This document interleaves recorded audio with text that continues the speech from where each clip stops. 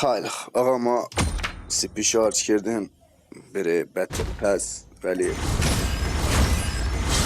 گفتم که یالی هشتو گفتم که چیز کنه، گردونه خوشگله اسمش چی بودی دختره آرتیری رو بدونه بزایی کسی را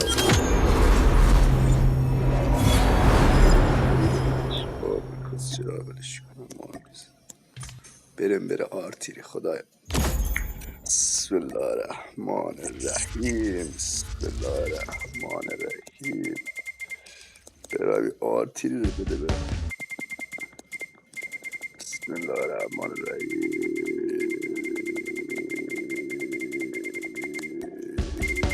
بسم الله الرحمن الرحیم.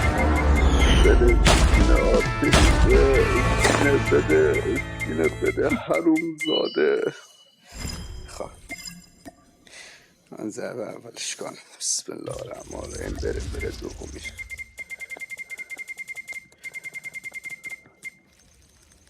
جون مادر جون ناموس آرتیری بده.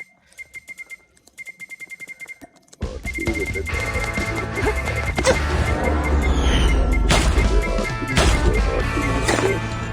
آرتیری بده. بابا ترار مقام تو کسته بیدید کنم.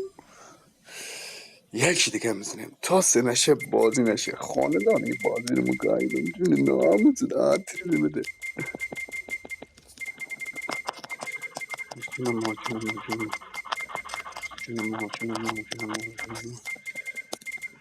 ما بابا خیلی دهن سرویس بی ناموسی.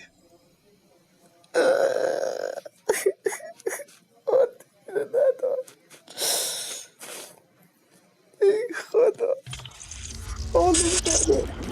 اینا چیه؟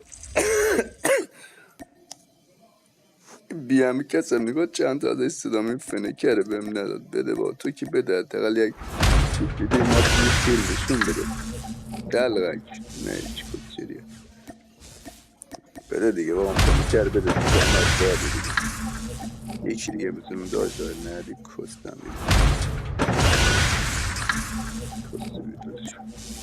امروز روز ما نیست. بریم آقا.